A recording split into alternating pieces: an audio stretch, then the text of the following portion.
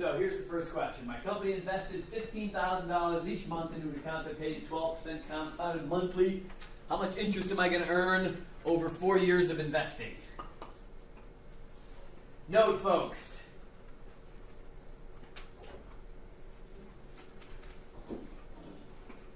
That's what makes this a Chapter 13 problem, okay?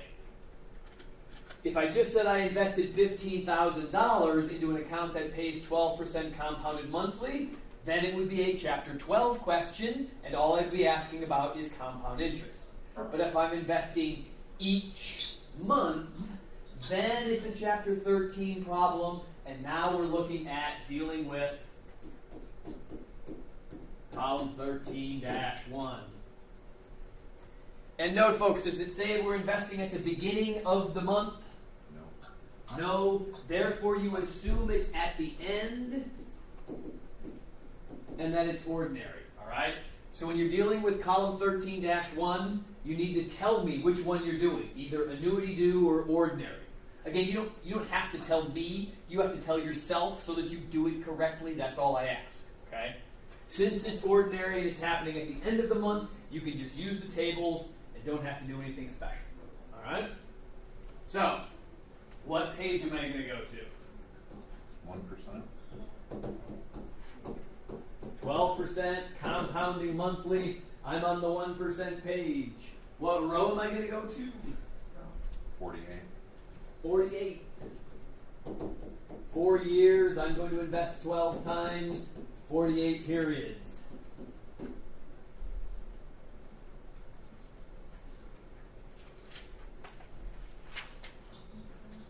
So table 1%, row 48, 13-1, what's my table value?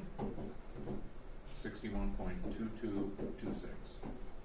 3 2s and a 6. Please.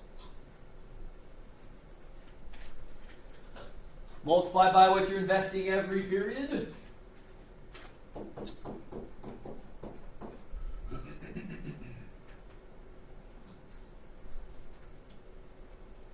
$918,339,000.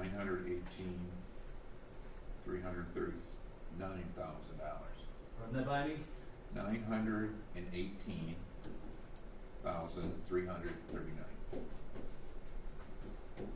Even. $918,339. Woo! Is that my answer? Am I done? No. Why? You want to know interest. Yeah, I wanted to know interest. Remember that what the table's giving you is the future value, the actual amount in the account. So if I invest $15,000 every month for 4 years at that interest rate, this is how much money will be in there. How do we figure out the interest? How do you calculate interest again? Normally it's PRT, but here we're dealing with compounded interest. So it's the difference between how much you put in versus how much you get out, or how much you have versus how much you put in, right? So this is how much you have. In theory, you could pull it out. You just have to tell me how much did you put in.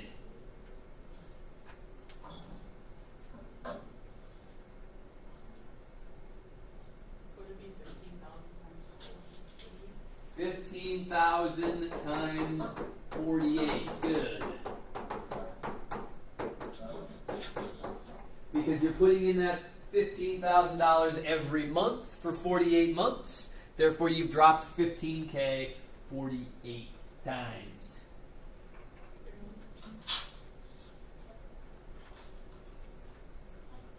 So how much do we put in there?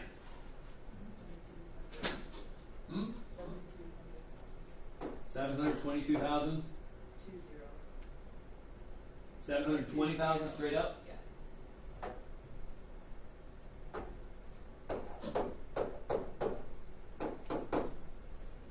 And what do I do with that number? Subtract. Subtract it.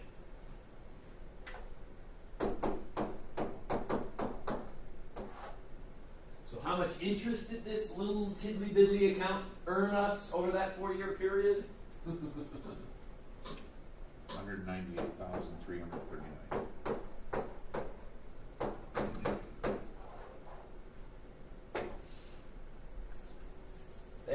nice little account.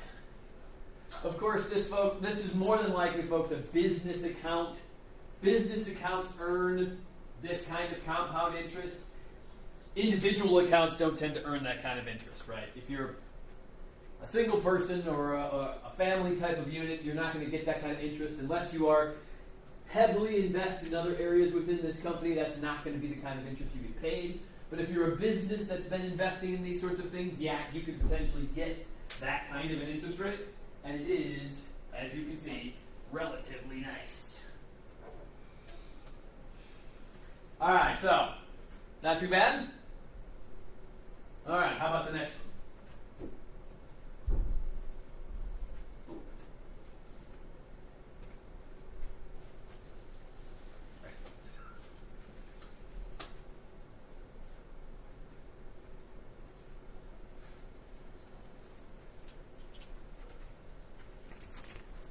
So, all right, so Brett, how would I do this one?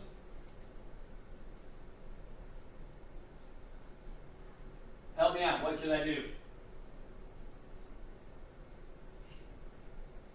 Where am I going to start?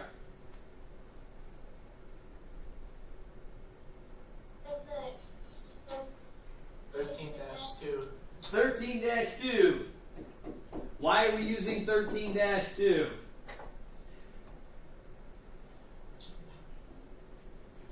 you're determining present value. We're determining present value because someone is going to get paid on a monthly basis or a quarterly basis, or in this case, semi-annually. Is someone getting paid? No. Okay, good. Not 13-2, folks.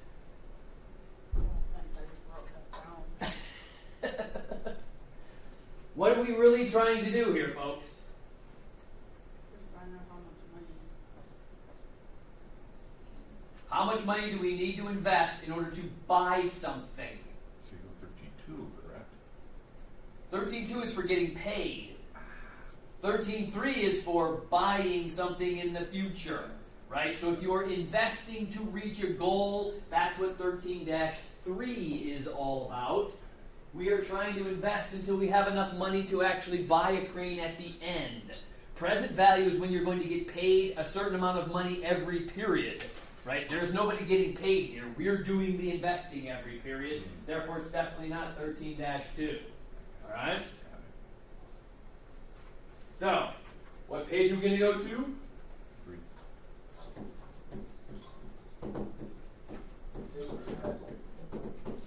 3%. What row are we going to go to? 16. I'm going to buy the crane in 8 years, 2 periods per year. So we're going to make 16 periods of payments towards buying this crane. Once you know column, page, and row, now you just look up the number and multiply. So what's the table value?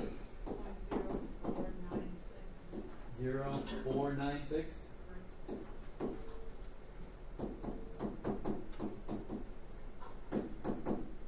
Multiply by that by the $1 3/4 million crane that we need to buy. 86,800.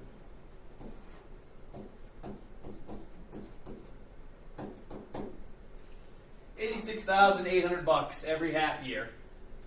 That's not necessarily an uncommon sort of sinking fund that a business is running, right? Businesses that are working with large pieces of capital, like construction firms that need cranes to build a crane, right? I mean, you know, there's 3 sizes of crane. There's that small one that they can build themselves, the medium-sized ones that require a small one to make it, and then the big ones that literally require the other 2 in order to make it, right? Those are not cheap pieces of hardware. Those sorts of businesses are constantly investing in buying new ones of those, okay? And they have to, because they know they're going to break down, and they know that they're going to have the money when it comes time to be due. And if they can earn the interest on it, it's way better than paid. So, good problem. But how much of my payments will be interest? Good question. It's what the end of it was. Huh. How much of the $1.75 million will be from interest? Don't you just subtract those two? Subtract what two?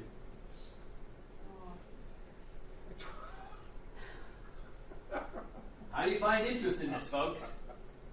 is it just like the other problem? I don't know. What are we doing? What does this $86,800 represent? The payments you make for like 6 months. Yes, this is the amount of money that we're going to put into this account every 6 months for 8 years. So how much money are we going to put into the account? Times 16. Uh-huh. Whoa, how did I figure that one out? Invest into account $86,800 times 16 periods, right? Because it's 8 years, twice a year. So how much are we going to put in? 1,376,000 even. So we'll wind up putting in 1,376,000. How much are we going to take out? Subtract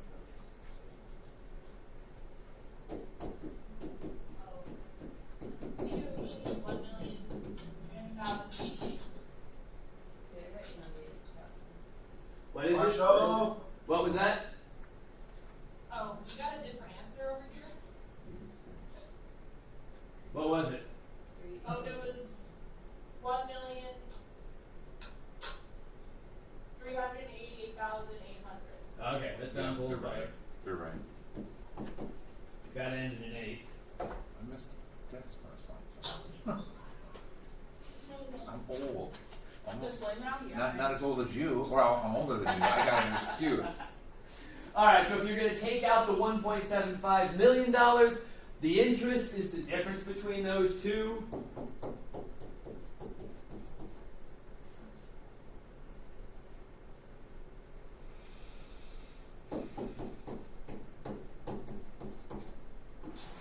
So how much interest does this sinking fund wind up earning? 3, 6, 1, 2. So we'll wind up earning $361,200 worth of interest while you're putting in that $86,800 every 6 months. Nice. Again, it's what it costs to buy a crane, so that's what you got to do, right? That's a hot list of Businesses don't buy houses; they build them. All right. for a lot more than that. Yeah, true. All right. This is actually a discussion my wife and I have had a couple of times. Is whether or not we should take a sabbatical and just go live in South America for 2 years. That's fine. Oh, what? A sabbatical, where you basically just take a break. The problem, of course, is that you have to be able to afford it. And so what we did is that we priced out what it would cost to live in Ecuador for 2 years. So what we decided after we did some analysis, and we actually went and visited. We actually went to Ecuador for a couple of weeks while I was working at Epic. And we thought that if we could get $8,700 every 3 months, put it into a bank account somewhere, we would be able to survive in Ecuador easily, okay? That would cover all our housing, that would cover all our food, that would cover all of our travel and everything we wanted to do every 3 months while we were living in Ecuador. The most you're going to spend is probably on travel. True. Oh yeah, absolutely, right? I mean, it's pretty cheap to live in Ecuador. Although it's becoming a lot more of an expat place. There's a lot of Americans that are living in Ecuador right now in their retirement. Because it's so cheap. Because it's cheap and they're based on the US dollar. They don't have their own currency. That's nice. Everything is all US dollars. Alright, so how much do I need to invest into an account so that I could pull $8,700 every quarter while I was living in Ecuador for 2 years?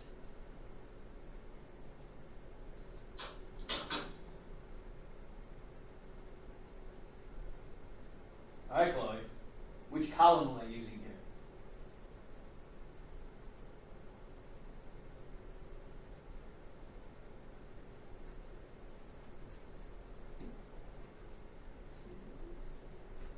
Yes, 13-2. This is a 13-2 type of problem, folks, because it's talking about someone receiving payments every period. So I'm going to receive quarterly payments. This is 13-2. All right, and honestly, folks, this is probably 40% of every problem on the test, is figuring out which column do I use. Okay? And if you screw that up, your number is completely out in left field more times than not. All right? So hopefully, if you stop and think about some of these problems, once you try a column and you get a number that just doesn't make any sense, rethink the column. All right? So, in this case, though, what page am I going to go to?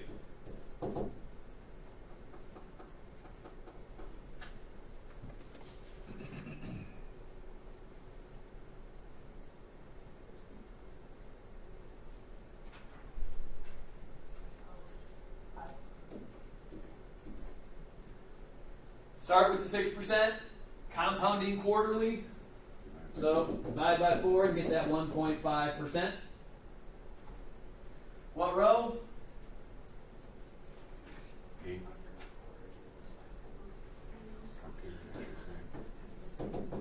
2 years times 4, 8 periods. I'm going to pay myself, which sounds weird, 8 times while I'm living in Ecuador.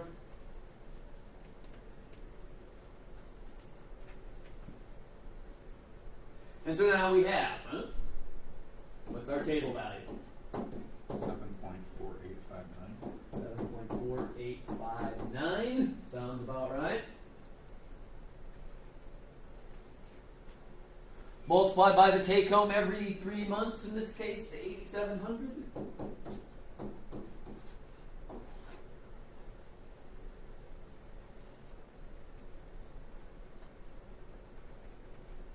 How much should I have to put into that account?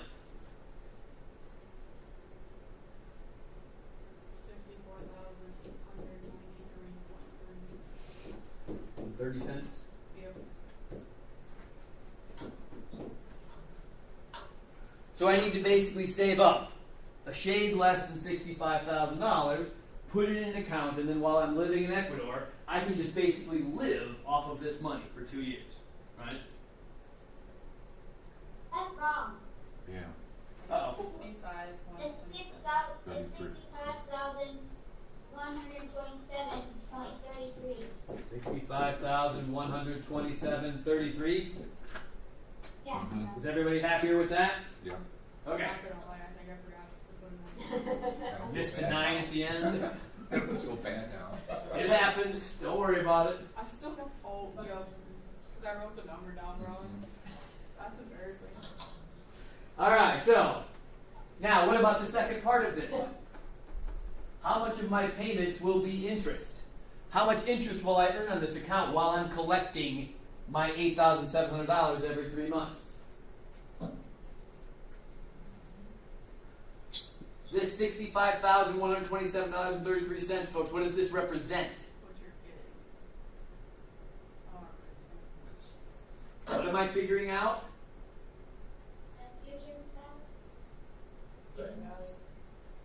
How much do I need to have in an account? Right.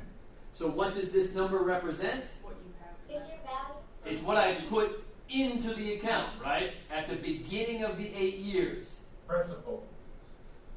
This is how much I put in. The present. Essentially, it's the present value, if you will. Wow. But now, how much am I going to take out of this account, though?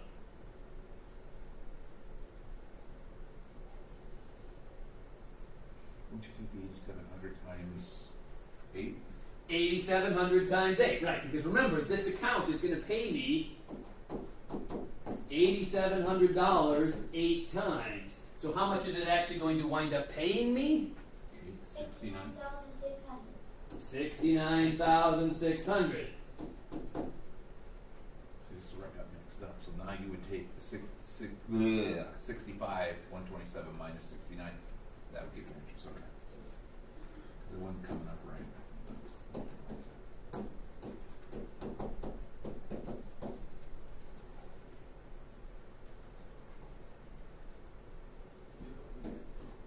447227. 67. 67. Yeah. Gotcha. I guess you make mistakes too, huh? Dude. I make a ton. Yeah. I show up every day, don't I? Wow. Wow. Alright. So note, folks, basically a half of one of my entire 3-month payments is purely interest, right? And again, that's just because I threw a whole bunch of money at the beginning and then they're slowly taking it out, right? So each period inside of there, I get a certain amount of interest and I pull out the $8,700. Rinse and repeat every 3 months. So the 65,000 what you put in, 69 is technically what its value with interest. Is that what you're saying? Yeah. Okay. Yep. This is the present value of it. This is the future value of it. Got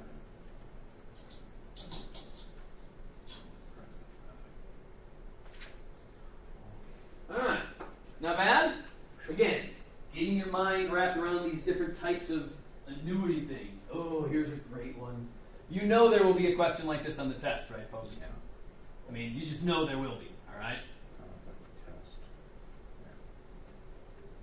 All right. So I wrote this question a few years ago because I'm not 47 anymore. And I have no intention of working until 62. There is no way. If I worked a day past 60, I'm going to be pissed off. Or there was a huge crash in the market, in which case then I'll have to, right? Okay, so it's possible, but I will be disappointed if I do. All right. So I've decided in my retirement, folks, that I'm going to need an annuity that's going to pay me $75,000 twice a year until I am 75. Because once I hit 75, folks, my knees are going to be so shot that there's no way I can travel anymore, right?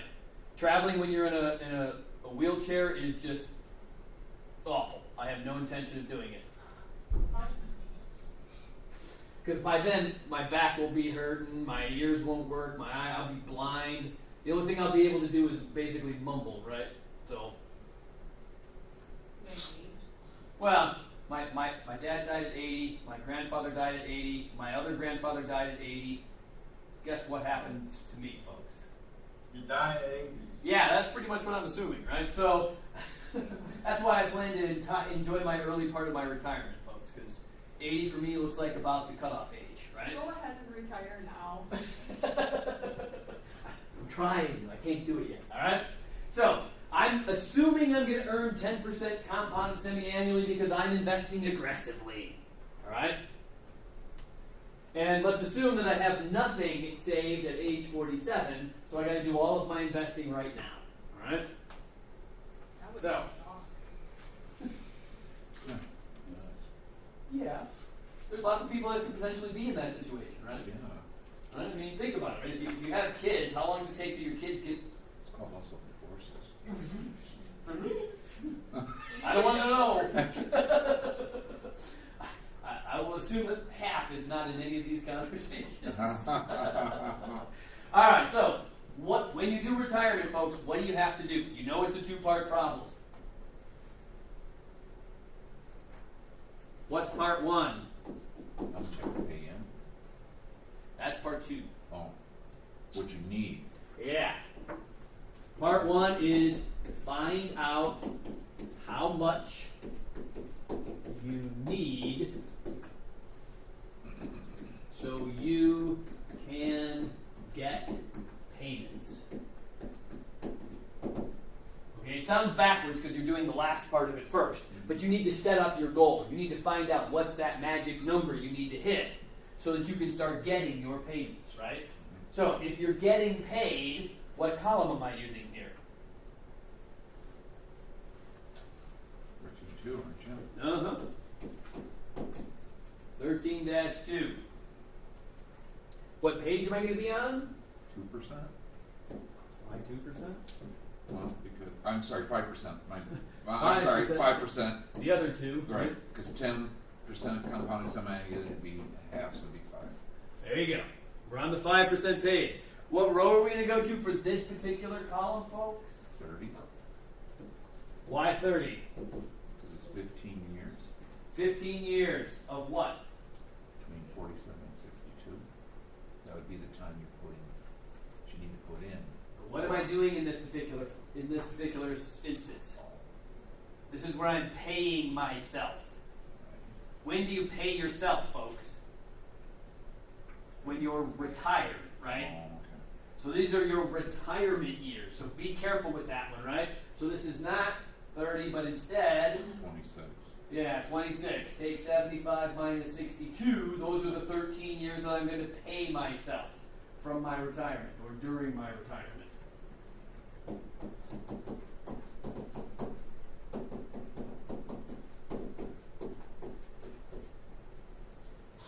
Don't forget to multiply by the 2 because it's semi-annual.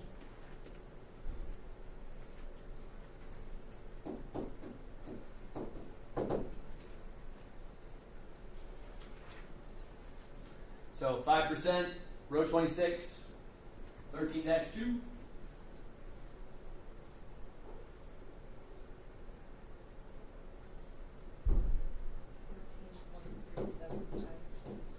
$3,752. Yeah.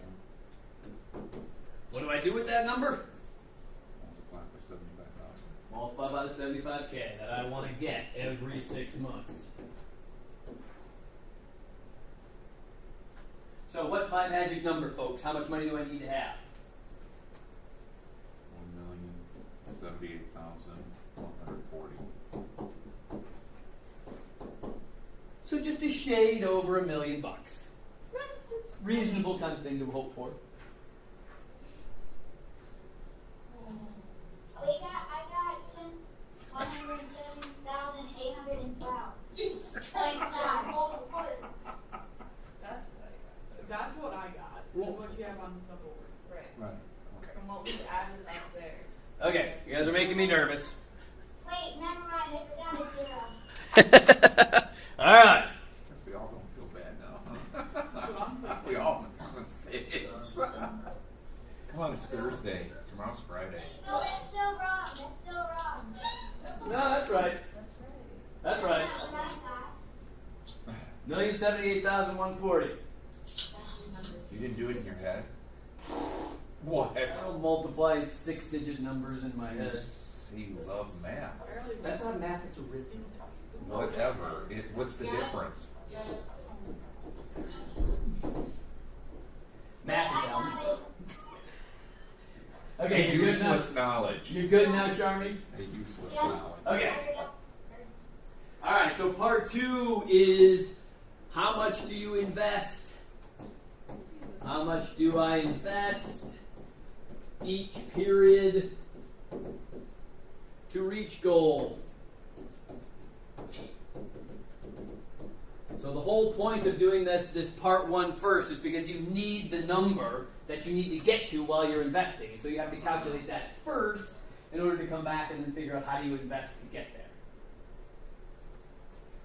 It would still be the 5%, right? Yep. But this would be the 30 then.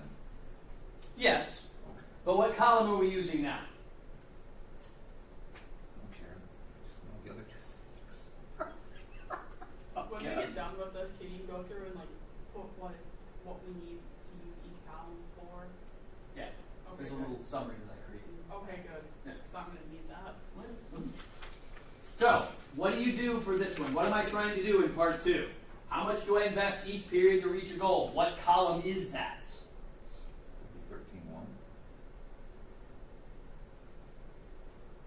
13.1. 13.1 is if you're just investing a certain amount, you want to know how much you will have in the future. I know the future. Okay. I know the future. I need to get back. 12, 3. 13. It's 12.3 if I invest once. 12, 1. I don't know. If I invest every period, That would be 13.3. that's 13.3. So investing to reach a goal, folks, Each is a period. sinking fund, right? Period.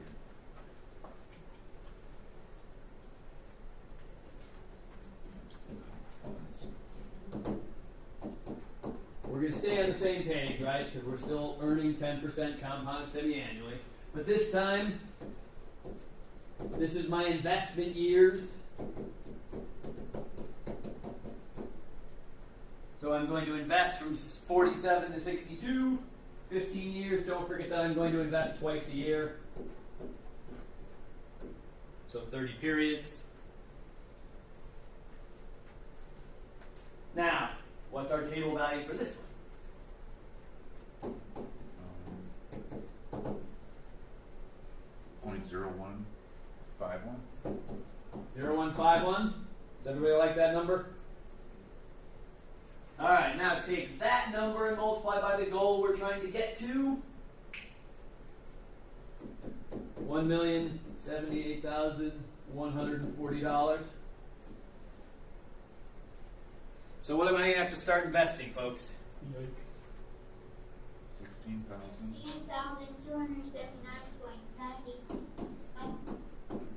16,279.90.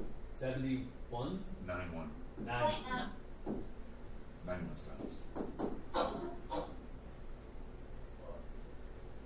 So that's a little harsh. That's every 6 months, folks. So that's basically $32,000 a year, which is a little on the rough side if you think about it, right? This is why you should start sooner, right? But note the difference. How much am I investing? 16,000. How much am I taking out every period? 75,000. Think about the difference between 16,000 bucks and 75,000 bucks. That's compound interest, right? And it's also why you want to start doing this sooner rather than later, so that this number isn't really, really big, right? It's rough when you start late. Or, essentially what happens is the later that you start, the more you're going to have to look at how much you think you're going to pay yourself and start ramping that back down, right? Perhaps $75,000 every 6 months isn't reasonable. Maybe I should only ask for $50,000 and then see what the numbers work out and how it goes out to be on my monthly payment towards investing. Again, these are the sorts of things that I want you guys to sort of try and think about a little bit for yourself, just so that you can start planning. I don't expect you to necessarily implement anything, but I want you to have some knowledge so that you know that this is something you can do. Alright? Because this is actually real life stuff, as opposed to here's an algebra equation, solve it, right? Those are fun. These are more fun because they can actually help. Alright? They can. Yeah. If it gives you a plan, Yes. it's a kick-ass idea. If it gets you to invest $10 a month into your retirement account, it was worth it. I'd go more than 10. Well, I would hope so, but you got to start somewhere. Start at 10. I'm okay with 10. I'd still do more. All right, so not bad. Okay. $10 in coffee for 2 weeks. Oh, I asked this question on a test once, folks. This one, pretty good. This is a tough question. Anyways, it was a real question though, because what happened about 4 or 5 years ago, I was talking to another teacher that works here at Blackhawk Tech, and they were having a financial problem. They needed cash, quickly, and they had no way of getting a loan at the appropriate time. And so what they did, and they found it to be the most cost-effective for them, was they actually borrowed money from their retirement account. And so what they needed was $3,000 in cash.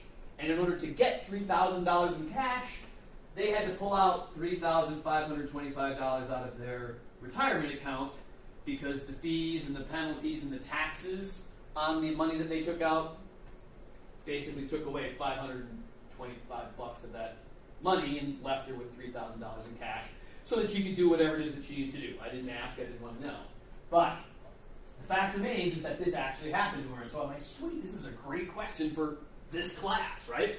Because imagine, if you will, you're investing in your retirement account. All of a sudden, you have to take a one-time hit, pull money out of it, right? What does it do? So, we want to know how much is in this account 9 years later when I was investing $3,000 every quarter, but then had this weird, at the end of the 5th year, incident of I need to pull $3,525 out. So, how do we go about doing this? Would you go first just only the length of time of 5 years? We could go the length of 5 years and then do what? Well, then you'd have to take the amount and you have to subtract that off and then redo it for another 4 years. Now, the problem with it, of course, is that when you redo it another 4 years, when you start at the 4th year, or the 6th year, really, or the next 4 years, you're starting at a value that's not 0, right? Correct. These tables that we work with, table 13-1, it is built off of the assumption you always start at 0. So unfortunately, it's a good idea to try and do it that way, but the problem then is that then we would have to split the money up and say, okay, we start a new account, and here's our old account with the 35, 25 taken out, and we have to move those together parallel into the future and keep track of them together. So, it's not wrong way to do it, right? So one method.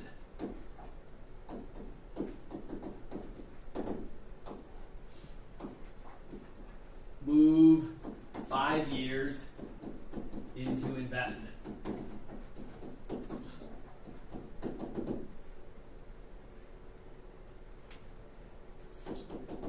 Find value and subtract the 35, 25.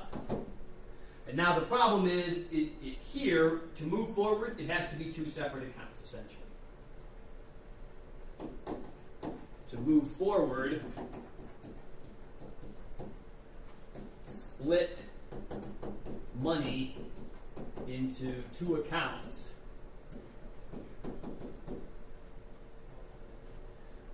One where you invest and earn compound interest. The other is the first account, just earning compound interest.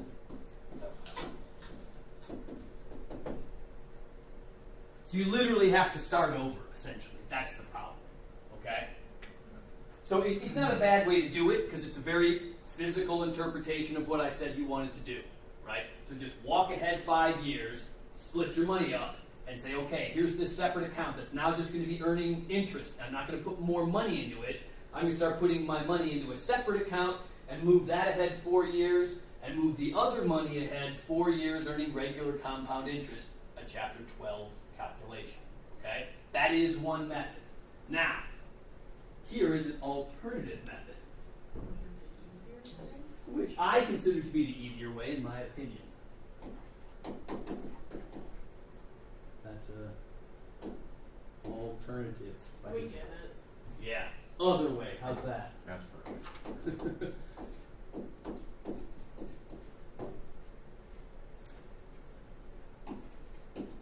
Move the full 9 years forward. So pretend like you didn't take any of that money out, right? Just keep investing $3,000 every quarter for 9 years and let it go, all right? And then subtract the removed money. But what else do you have to pull out? The interest that money would have earned. And all the interest that money would have earned. And here you see one of the classic uses for the future past participle of a tense of a verb in English. It's one of the rare times it actually happens, right? So it would have earned.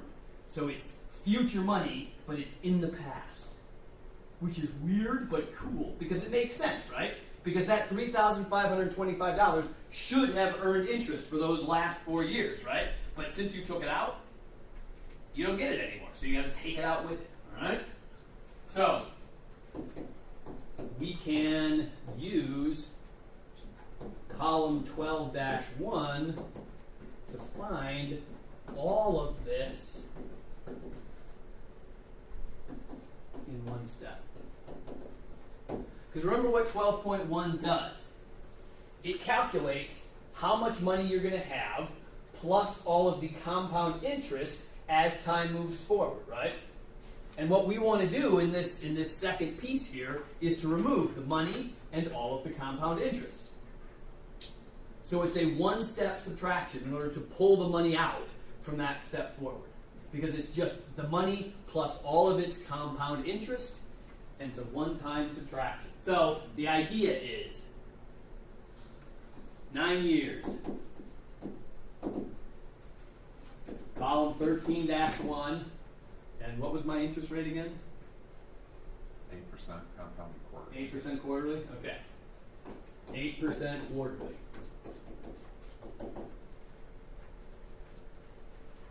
So, what page am I going to go to? 2%. 2%. Now you said you're gonna do the 9 years? Yeah, do the full 9 years. So see what you would have had if you never touched it, right?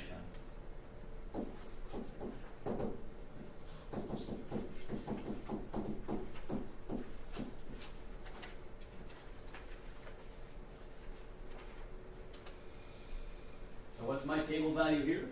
You said 13.1. Yep. Because I'm just investing and I want to know how much I will have. 51.9942. 51.9942. Multiply by the $3,000 that we're putting away.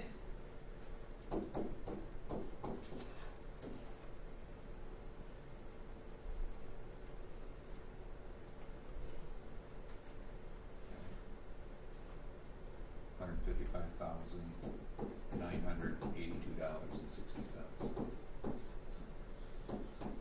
Should I say, are we all in agreement? We all like that number? All right, so this is how much money we would have had if we didn't take anything out. If no withdrawal, this is our value. So now how do we figure out how much we need to take out, right? So the takeout piece, remove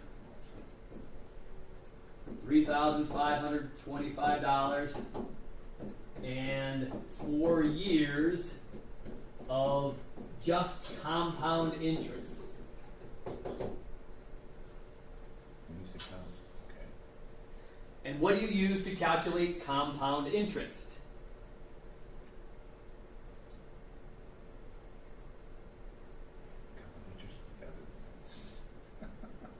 What column is titled compound interest? It's 12.1. 12.1, and that's the whole point, is that we get to use column 12-1 to figure out what all of the interest is. And in fact, the column will give us the interest and the money put together in one lump sum, so we just get the value we need to subtract from one calculation, right? So we're going to use column 12-1. What page are we going to go to? Would you still go to the 2%? Yeah, It's not like that changed, right? And this is just for 4 years, right? This is just for 4 years, exactly. So you use 16. 4 years times 4 periods per year, 16 periods.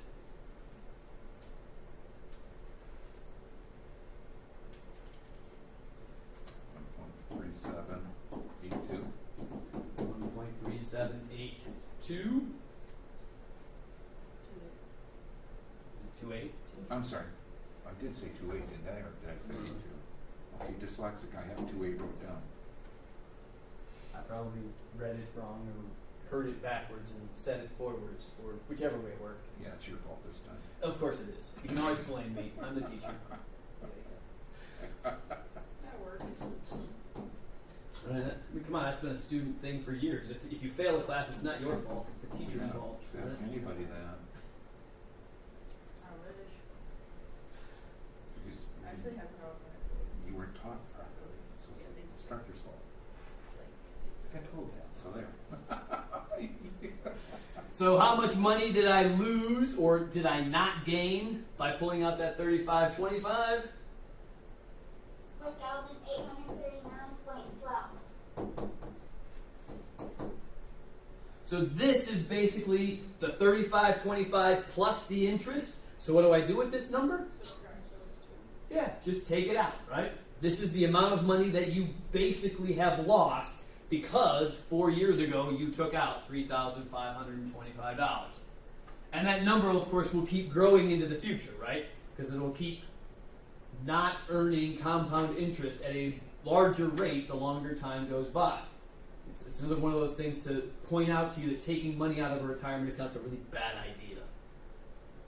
You got to do what you got to do sometimes. But, so then, last but not least, what was that number again? So 155 60 cents. 60.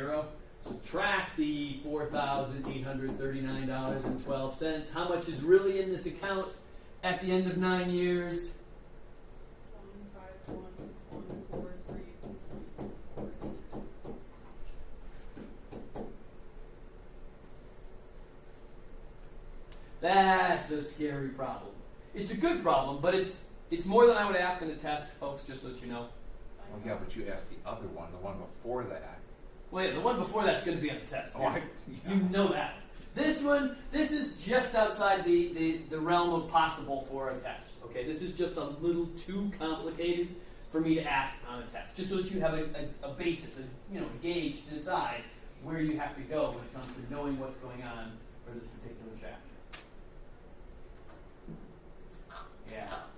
If somebody would have gotten it close to right, I may have asked it a second time, but yeah, nobody even got close. That is a tough problem. Exactly. That's a picture problem. Yeah. All right. So this next problem is sort of a little bit of a true story for me, except it's not for me; it's for my neighbor. So the guy who lives next door to me is a lawyer, and he does contract law and he does litigation contract law. And basically, one of the things that he does is this sort of law, I guess, right? Is that he sets up annuities for people that are suing someone else and have won. Okay, so his job is basically to say, oh, okay, we're going to settle. Here's the settlement. Let me build the settlement for you legally. All right.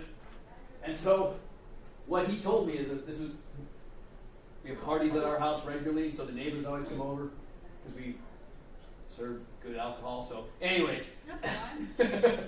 Anyways, he came over and he told this story where he said that he had two clients. They were both clients of his, and one of them supposedly went over to the other client's house and was like, "Hey, we're having this gathering," and it was a work gathering at his house. And while he was there, he tripped on his steps and like twisted his knee or something like that. And the guy said, "Oh, well, you should get damages and payment for your pain and suffering." And the other guy was like, "Well, you're probably right. How do you want to go about doing it?" And they said, "Well, since they both had the same lawyer, they just called him up and said, 'Hey, what do we do?' And so they filled out a form and said they went through the appropriate legal channels, and this is what they said. Okay, the court said that the one guy owed the other guy $300 a month for 2 years to pay for his damages. Okay, not all that much money if you think about it, but the cool part about it is that the guy has homeowner's insurance. This is what your homeowner's insurance covers, folks. So that if you trip on someone else's property, if someone trips on your property and they want to sue you because they think it's your fault, your homeowner's insurance will actually take care of that for you. And so, okay, they filled out the appropriate forms to get the homeowner's insurance to pay for this guy's pain and suffering. All right? And so what my neighbor had to do was to figure out, well, how much does the homeowner's insurance pay the one guy to set up an account so that it will pay the other guy? And so here it is. This is the idea. All right? So how much money did the insurance send him to set up this annuity that was going to pay his friend $300 a month for 2 years? So the guy really sued the homeowner because he was stupid and could not walk. Yes. What the? Oh my god. There was ice, and so he tripped and fell. And it's the homeowner's job to... Inside, he fell on the stairs. Doesn't matter. I mean, honestly, when he was talking to me, I was like, "Tim, did this really happen?" He's like, "It legally happened." That's like stupid. Well, I agree, but what I think ended up happening, and I asked him, and he didn't either confirm or deny it, but I was like, were these two guys buddies? and they were Yeah. just pulling an insurance scam to get some money off the top. Right. Because the bank's just going to send the check and saying, just do it, right? I mean, the money amount is relatively trivial, but it's an easy insurance scam to run. And you know, I'm asking Tim, that's total insurance scam, isn't it? He's like, I have no idea what you're talking about. And he turned around and walked away. So he knew. They're not saying. He's not saying he doesn't know anything. He just set up the paperwork to make this happen. Oh my god, I would hate my job.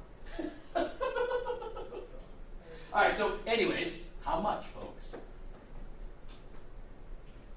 You would tell them 13.2, right? 13.2, yes, because someone's getting payments, right? Right.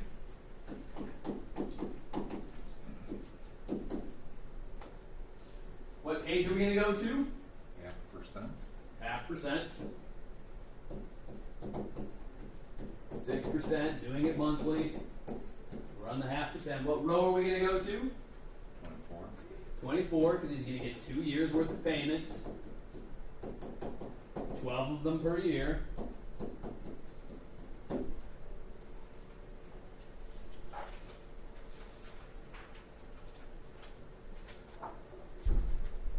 What's my table value?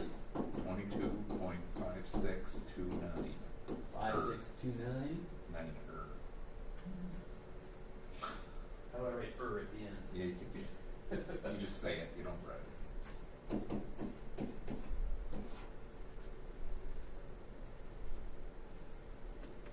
$6,768.87. So.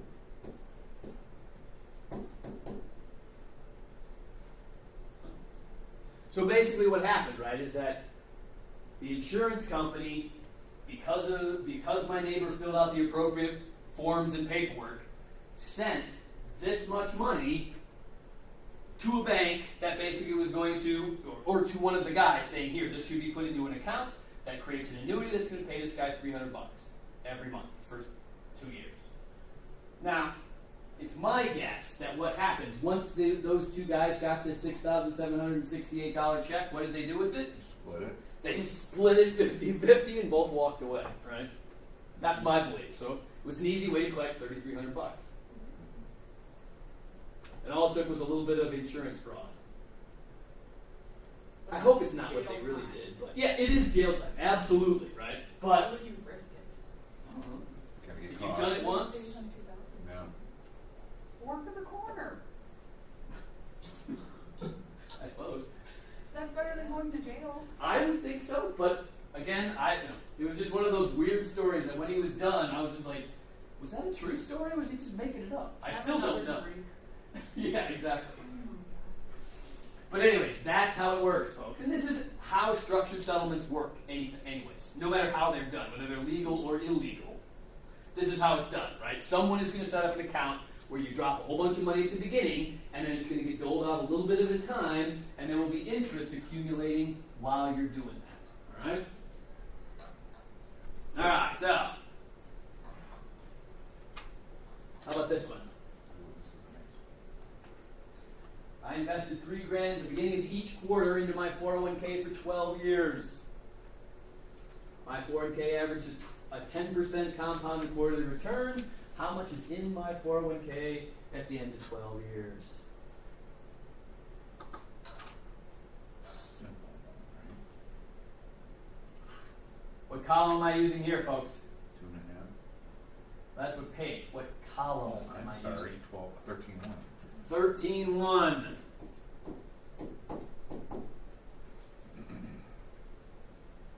What's special about this one? You have to add one to it. Why? Because it's at the beginning. Yes. Note, folks, this is where you have to be cautious, right? It says I'm investing at the beginning, therefore this is an annuity due. This is where you add one period and then subtract one payment afterwards, okay? So, what page am I going to go to? Two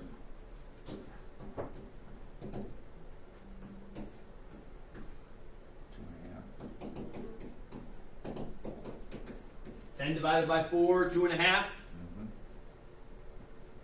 What row? 49. technically 49. 12 years times 4 is 48. But because it's annuity due, add 1 and make it 49.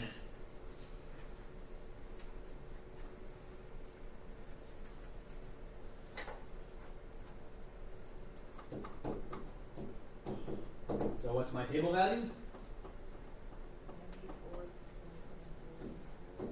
1310. Multiply by the $3,000 I'm putting in there each quarter. 282,383.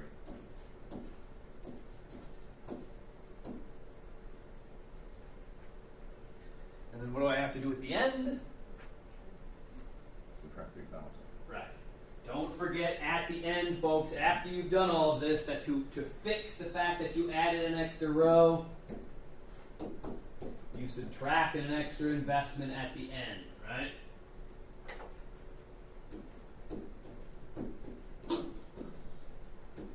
So all I really have is $279,393 in this account.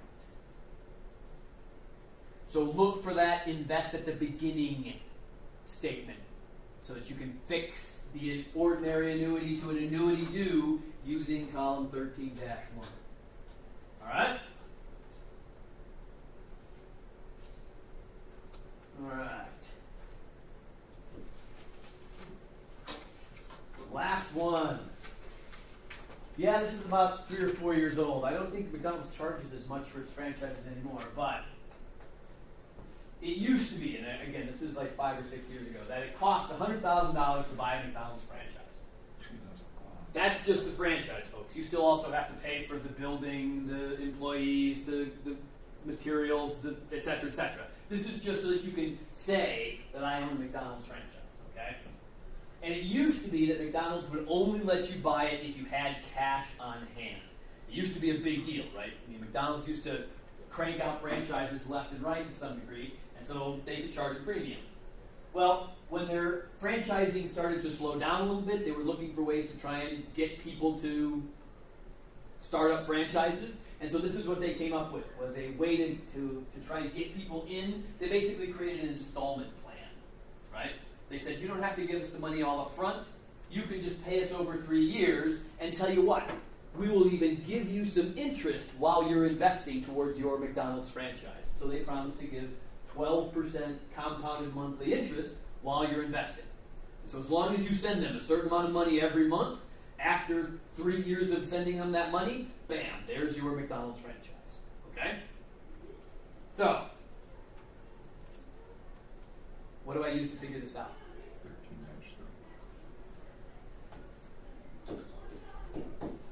13-3, folks. We are sinking money into a McDonald's franchise, which is the right phrase nowadays, right? McDonald's haven't been making as much money as they have in the past. They're coming back, but not quite yet. What page are we on? 1%. Since we're going to pay monthly, 12% divided by 12, 1%. What row are we going to be on? 36. 3 years of paying to get this, 36 periods. So we're going to have to give McDonald's 36 monthly payments. And how much are they going to be? What's our table value? 0.0232. 0.0232. Multiply by 100,000 that you wind up needing to have total.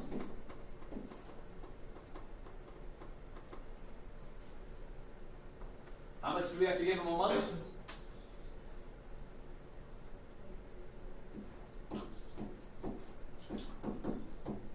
$2,320 a month.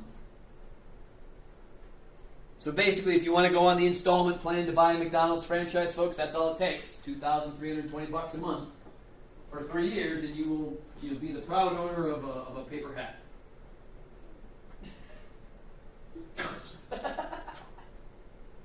I don't think they do that anymore. I don't think What? they wear paper hats. They don't make you wear paper hats anymore? What a I think rip. so. They think that's so They wear hats, but it's ball caps, I think, Melissa. It's not paper hats. Come on, that was when we were kids. Yeah, we're still kids, And Greg. you had to walk up and get your food. They didn't have. They didn't have a kiosk that rotates and the You food didn't- comes you to you on a didn't- yeah, train. you didn't eat inside. It was all carry out. True. Have you seen the latest ones? I mean, they just updated the one in the one in Madison. It actually is all kiosk driven now. Instead of talking to someone, you go up and you punch numbers in, and Yeah, they have those in Beloit, but they have both. They have the cafe and those, and now Taco Bell has. Serious small. okay, Why don't you just talk to them? Yeah. yeah, it's like well, whatever. Again, I don't. It's like the automated tellers at the grocery stores, right? I mean, those have been coming in more and more, right?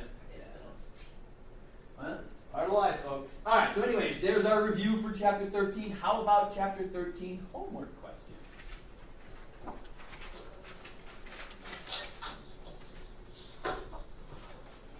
Number 28. Number 28. All right. What does number 28 say? Number 28 says, Victor French made deposits of $5,000 at the end of each quarter to book bank.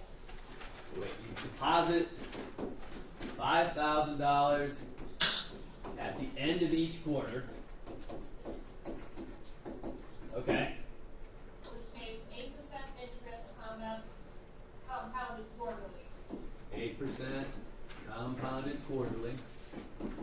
Victor Okay. made no deposits. What will his balance in the account be 2 years after his last deposit? Wait, so he does this for 3 years? Yes, so after 3 years, he stops making deposits, and what's the balance in the account after 2 more years? Okay, for 3 years. So he does the depositing for 3 years, but we want to find balance. Find balance 5 years after start, right? So after the end of the 3rd year, he stops putting money in. Well, what happens when you stop putting money into your investment account? Just earn interest. You just earn interest. Okay? So the key to this problem, folks, is that for 3 years, use column 13-1.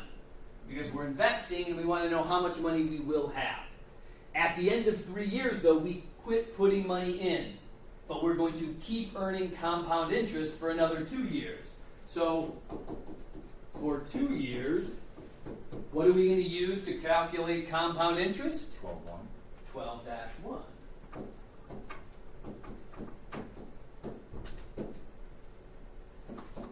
From ending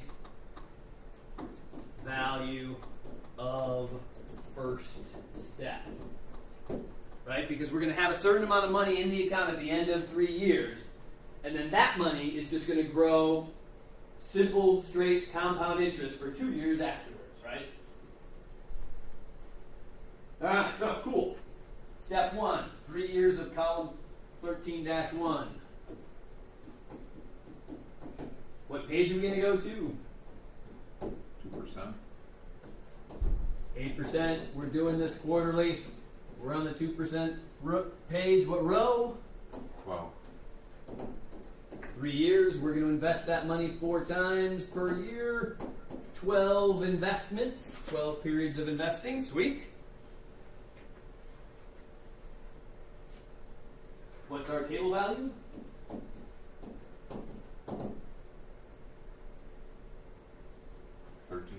$13.4120. 4120. Correct. What were we putting in a month? Or a quarter? 5,000? Yes. Multiply by the $5,000 we were putting in there. How much did we have at the end of 3 years?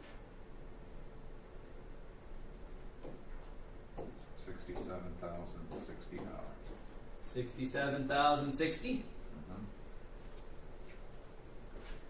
What's that $67,060 going to do over the next 2 years? Earn interest. Earn interest. Column 12-1. What page? 2%. Page ain't going to change, right? We're still earning 8% compounded quarterly. Mhm. What row? 8. Excuse me, 12. No, you're right. 8. Because it's 2 years of that, right? Right, okay, I was right. You're right. I had row for 8, it didn't seem right, but it is. You are correct. So what's our table value for that? 1.1717. 1717. Mhm. And note that is what's moving the $67,060 forward, so that's what you put multiplied by the 1717.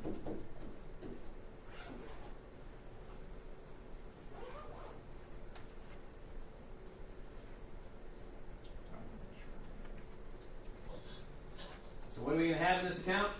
$78,574.20. 20 cents? That's an awesome problem, folks, right? That's a real world problem. If you think about it, right? If you're investing in your 401k for a certain number of years, right? So imagine if you're young and you're like in your 20s or something, and you're like, sweet, I'm going to start investing now. So from like 20 to 25 to 30, you invest whatever, $500 a month into your 401k, and then all of a sudden at 30, you start having kids, and you realize they're expensive, and it's tough to make that $500 investment while you're still paying for diapers and debt, child care and blah, blah, blah, minivan, blah, blah, blah, right? Crap, right? So you stop investing in your 401k, but the cool part about it is that what does all the money do that you had in your 401k? Still making money. Still making money, right? This is why you want to start sooner rather than later, because if you can get a certain amount of a seed in there at the beginning, even if you have to stop for a year or two or 10 or however long it takes to get rid of kids, or at least they start to get cheaper. Does that ever happen? No. I don't have any, so I don't know. But the idea, though, is that that money can grow, and then eventually you can start up again when you have the funds to start doing it, right? So maybe you're the kind of person that says, once you're 14, you're getting a job and paying your own bills, right? I mean, does that still happen in today's day and age? Some families. My friend had to pay rent like all of high school. Yeah, every winter when I was a kid, I had to pay one of the heating bills. When I was from 12 to 16, that was one of our jobs as a kid. So if we didn't have a job that could pay for the heat for 1 month, it was going to be a cold month, folks. I mean, I had to pay bills when I was a kid, part of life. All right. So, not bad. Another one? 26. 26. All right, what did 26 say?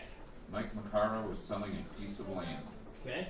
Two offers are on the table. Morton Company offers a $40,000 down payment $40,000 down. and $35,000 a year for the next 5 years. Okay. The next one says they offered $25,000 down and $38,000 a year for the next 5 years. If money can be invested at 8% compounded annually, which offer is better for money? This is what confused me. Forward. You would use for that one, you'd use the 35,000. Well, there's two ways you can go about looking at this problem, folks, okay? You can look at it either in the present value or the future value of the money, okay? The present value just basically says, how much money are these two offers worth right now? Because in this one, the first offer, right, there's this $35,000 that you have to spread out over 5 years. Well, how much is that right now? If I went to J.G. Wentworth and said, I've got this annuity that's paying me $35,000 per year for 5 years, how much would you give me for it, right? Money up front. And then you can compare the two offers as present value dollars, all right? The other way you can do it is you can say, oh, well, let's figure out how much money we have if we invest all of it, and how much will we have at the end of 5 years. Either way. As long as you compare the same thing, it's okay, all right? Now, I was actually talking to a business class today, and they were talking about net present value of an investment. And the teacher was trying to explain to the students what she meant by using the net present value in an Excel spreadsheet. Okay, so it's just a formula in Excel that does it for you. but she couldn't explain it so that the students actually really got it. So she said, Marshall, can you come in and do this? And I was like, oh, it's this problem. It's exactly this problem, all right? Because both of these offers, folks, you have no idea how much they're worth right now. You only know how much you're going to get overall.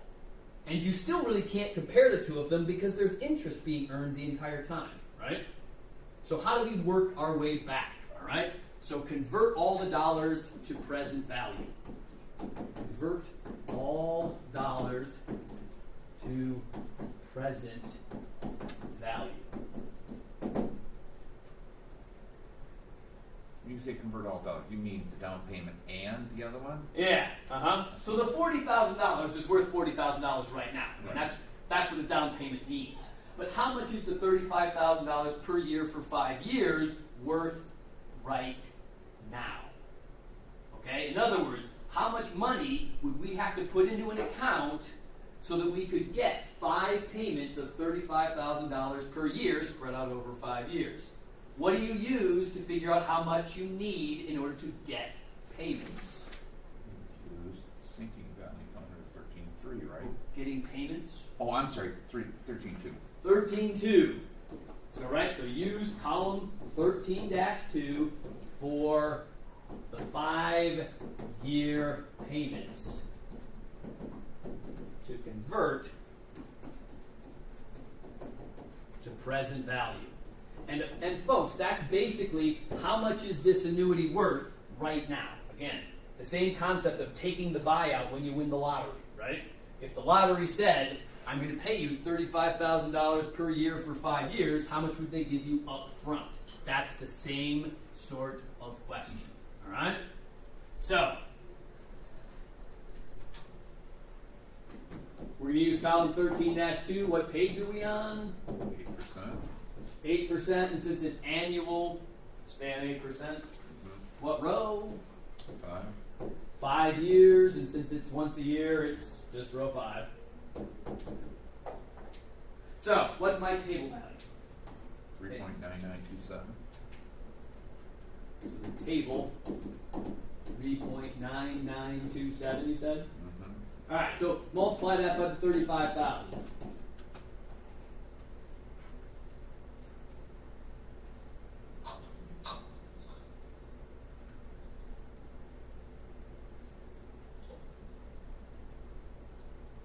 $139,744.50. All right, so that annuity that's going to pay us $35,000 a year is worth this much right now, right? Mm-hmm. Now do that for the other one, the one that was paying us $38,000 times 38,000.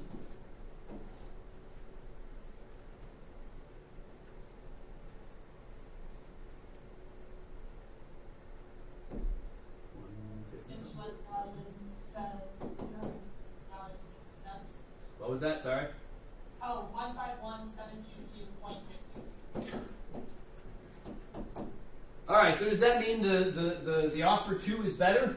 No, because you've got to add with the down payment. in it, Don't right? forget the down payment, right? Remember, this guy gets a $40,000 upfront payment. This only gets $25,000. The other one only gets $25,000.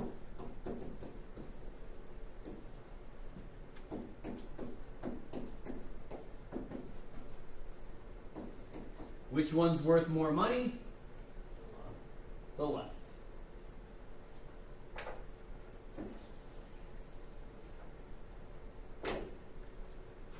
So this is the analytical way of doing it.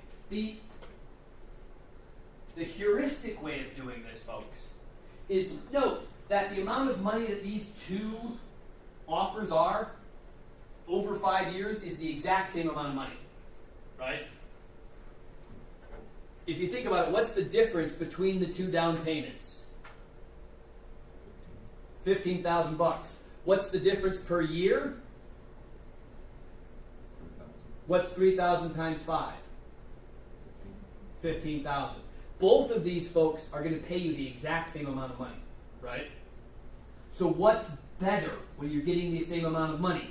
Getting more of it at the beginning or getting more of it later on? Getting it right away. Getting it right away, because once you throw that $40,000 into the bank account, it's going to start earning 8% compounded annually right away.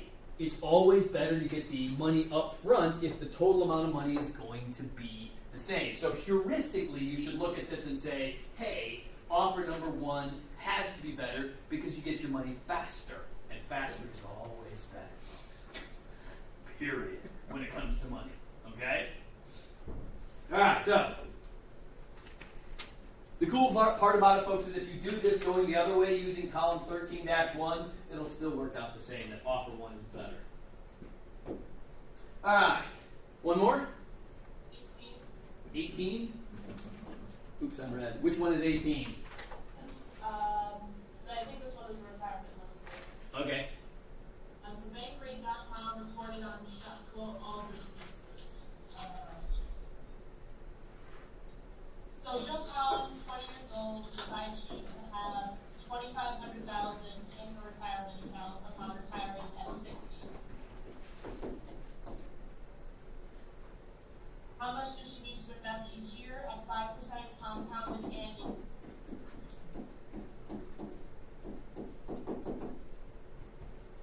To meet her goal, tip, she's setting up a CPA. So, she's 20, she needs $250,000 at age 60. How much does she need to invest each year to get to that number? Investing to reach a goal, folks. Sinking fund. This is 13-3, right?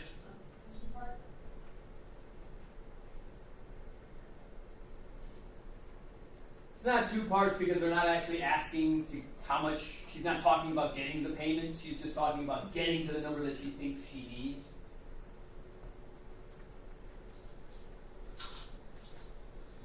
So, technically, what page are we going to? 5%.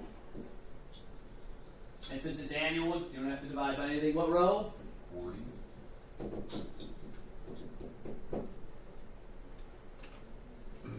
Investing every year for 40 years.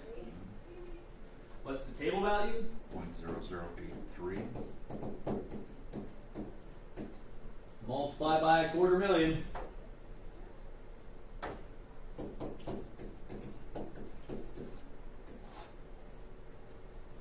What does she need to invest per year? $2,075. I'm saying it's a question, thinking, is that about right? No, that's about right. Okay. Because it is a 2,000 small number you're multiplying by. Yeah. Uh-huh. And for 40 years, that's all she has to do. That's Yeah, I mean, that think about how info. much is that per month? Divide that by 12. It's like $120, $130. 172.92. $170. Yeah. $170 a month, and she's going to have $250,000 when she's 60. If she starts at 20. And note, 5% compounded annually, that's a really, really, really safe investment, right? Right. You can almost lock 5% nowadays. So, before you guys go,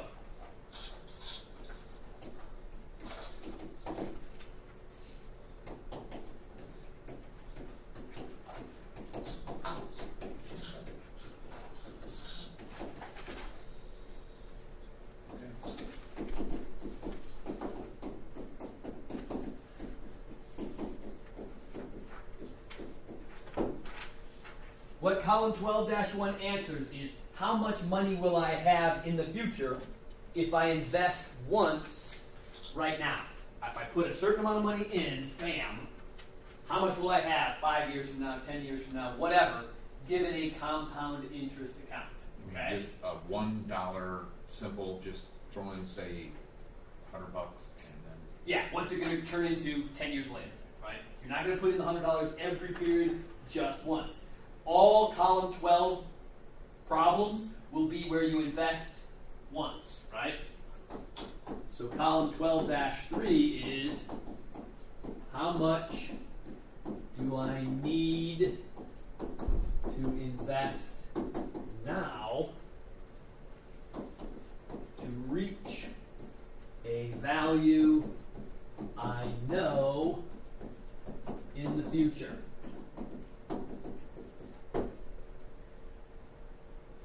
again, the investment is once, right?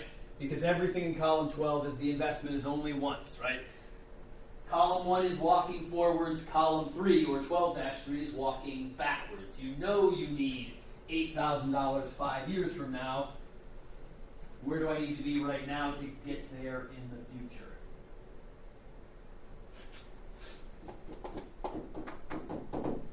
Column 13-1 answers. How much will I have in the future if I invest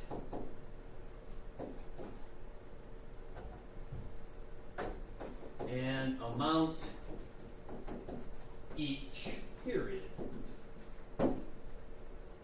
And notice, compare 12-1 and 13-1. They're the same thing, except in 12-1 you're investing once. In 13-1 you're investing each period. Okay?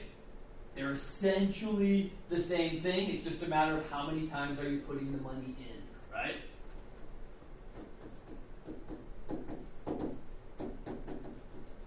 How much do I need to invest now to get equal payments each period? Or how about per period? So 13-2 is similar to 12-3, where it's how much do I need to invest now, but now instead of trying to reach a goal, it's to get payments, okay? This is the only one where someone is getting paid.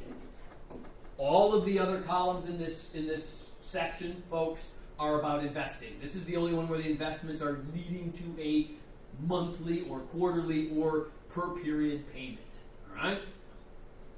And then last but not least, 13-3.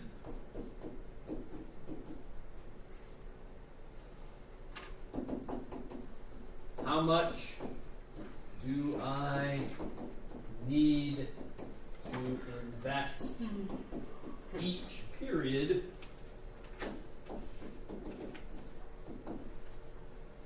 to reach a value I know in the future? And again, note, compare 12-3 to 13-3. It's the same thing. One of them is investing once, the other one is investing every period. All right? Piece of cake. All right, so test on Tuesday, be ready to go. If you are happy with your Chapter 13 homework, folks, I'd love to have it. You're more than welcome to turn it in at the test, though. That's okay as well. I think this is the second time I've ever done that. Turned it into a It's good. Thanks, man.